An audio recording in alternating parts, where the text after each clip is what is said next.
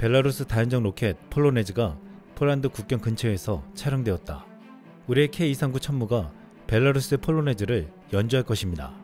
벨라루스가 중국에서 도입한 사거리 200km의 미사일 시스템 폴로네즈로 훈련을 하자 폴란드는 앞으로 천무가 이를 연주하듯 무력화시킬 것이라면서 큰 기대를 나타내고 있습니다. 최근 한국에서 K239 천무 다연장 로켓이 폴란드에 도착했는데 폴란드 언론에서도 대서특필했지만 군사에 관심이 많은 폴란드인들은 열광했습니다. 한 폴란드 유튜버는 천무가 트럭에 실려서 들어오는 장면을 실시간으로 찍어서 올렸는데 천무가 폴란드에 최초로 인도되었다는 것에 감격을 표하면서 굉장히 중요한 사건으로 여기는 듯 했습니다. 오랫동안 로켓 시스템을 갈구하던 폴란드에게 너무나도 빨리 도착한 천무는 마치 선물처럼 여겨지고 있는데 여기에는 20여 년 동안 폴란드가 당한 굴욕과 염원이 담겨있기 때문이었습니다. 지금부터 왜 그렇게 폴란드가 한국산 다연장 로켓 천무에 큰 가치를 부여하는지 살펴보겠습니다. 지난 23일 바그너 수장 프리고진과 지휘관 2탄 전용기에서 추락 사고가 벌어지자 푸틴에 의해서 제거되었다는 보도가 이어졌습니다. 하지만 미일간 뉴욕타임즈는 전혀 다른 보도를 내놨습니다. 프리고진이 죽은 것처럼 위장했을 뿐 실제로는 살아있다거나 프리고진의 죽음에 미국이 책임이 있다는 등의 이야기들이 인터넷상에 떠돌고 있다고 보도한 것입니다. 또 모스크바에서 2대의 비행기가 짧은 시차를 두고 이륙했으며 프리고진은 추락하지 않은 두 번째 비행기에 타고 있었다는 주장도 나오는 등 확인할 수 없는 추측이 난무하고 있습니다. 이런 상황에서 바그너 그룹이 주둔하는 벨라루스 국경에서는 더 큰 혼란이 예상되면서 긴장이 커지고 있습니다. 폴란드 매체 디펜스24는 벨라루스군이 폴란드 벨라루스 국경 근처인 그로드노 지역에서 W200 폴로네즈 미사일 시스템을 사용하여 훈련을 시작했다고 보도했습니다. 이 훈련은 W200 폴로네즈 미사일과 무인 항공기 간의 협력을 개선하기 위한 것이라면서 무인기를 통해 탄약의 양을 줄여 적군에게 막대한 손실을 초래하게 하려는 목적이었습니다.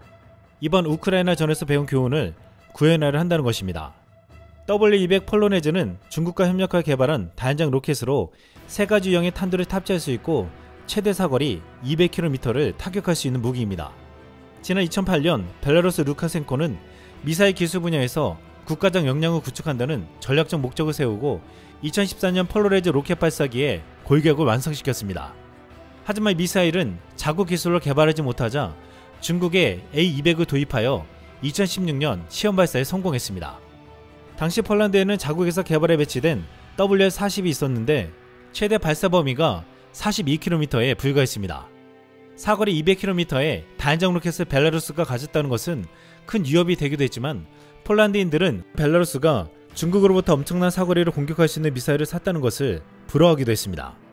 2016년 벨라루스 국방부는 공식적으로 폴로네즈를 홍보하면서 사거리 200km의 표적을 8개의 발사기에서 정확도 30에서 50m 이상으로 맞출 수 있다고 자랑했습니다. 폴란드에서 왜 우리는 못 만드냐면서 우리도 벨라루스처럼 중국에서 사오자고 말하기 시작했습니다. 폴란드에서는 WR300 호마르란 이름으로 다연장 로켓을 자체 개발할 계획을 세웠지만 개발이 쉽지 않았고 결국 친러국가 벨라루스가 폴로네즈를 배치하는 것을 보고만 있을 수밖에 없었습니다. 당시 한 폴란드 네티즌은 우리도 호마르 입찰에 중국을 초대해야 합니다. 나는 그들이 미국이나 이스라엘보다 훨씬 저렴한 미사일 시스템이라고 확신합니다.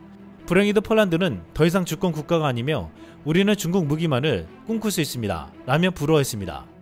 하지만 또 다른 폴란드 네티즌은 중국을 비난하며 누군가 베이징을 공격할 수 있는 대만 미사일을 판매한다면 중국이 어떻게 반응할지 궁금합니다. 중국인들은 이 점에 매우 민감합니다. 최근 중국 주석이 폴란드에 왔는데 이 주제가 논의되지 않은 것 같고 폴란드 측이 이에 대해 문제를 제기했는지 감히 의심해봅니다. 라고 말했습니다. 결국 폴란드는 자체 개발을 포기하고 2018년 정책을 바꿔서 미국의 하이마스 완제품을 구매하기로 하고 2019년 20대를 계약했습니다. 지난해 러시아가 우크라이나를 침공하자 위기감에 폴란드는 20대를 최대 500대로 늘려서 주문하려 했으나 주문량이 밀려서 불가능했고 2019년에 주문한 하이마스 20대 중 5대도 무려 5년이 걸려 올해 5월에 도착했습니다. 폴란드 국방부는 결국 하이마스에 버금가며 바로 받을 수 있는 다연장 로켓을 찾았고 그것은 바로 한국산 다연장 로켓 K239 천무였습니다. 한국은 여기에 최근에 개발한 사거리 300km의 KT-SSM-2를 발사할 수 있게 만들어 하이마스보다 더 강한 유력의 다연장 로켓포를 폴란드는 도입하게 되었습니다. WR300 호마르 사업은 결국 한국산 천무와 폴란드 H 트럭과 결합하여 호마르 K라는 이름의 단장 로켓포가 되었습니다. 한때 폴란드는 중국 미사일을 단 벨라루스의 폴로네즈를 부러워하면서도 두려워했지만 K239 천무가 도입되면서 이제는 폴로네즈를 비웃게 되었습니다. 폴로네즈는 사거리 최대 200km이지만 KT-SSM-2를 장착한 천무는 사거리 300km를 자랑합니다. 그런데 가장 큰 차이가 나는 것은 재장전 속도와 정밀도입니다. 천무는 대한민국 개발 무기로 최초로 유압 실린더가 아닌 전기식 실린더를 사용하여 디지털 제어 시스템을 적용해 고각과 방위각이 동시 구동이 가능함에 따라서 사격 반응 시간이 93초에서 16초로 줄었습니다. 또한 발사 후 재장전 시간은 불과 160초밖에 되지 않았습니다. 하지만 벨라루스의 폴로네즈는 8발 로켓에 전체 일제 사격을 시작하려면 50초가 걸리고 재장전 시간이 8분이 걸립니다. 재장전 시간이 160초로 3분도 채 걸리지 않는 천무에 비해 거의 3배에 가까운 시간이 드는 것입니다.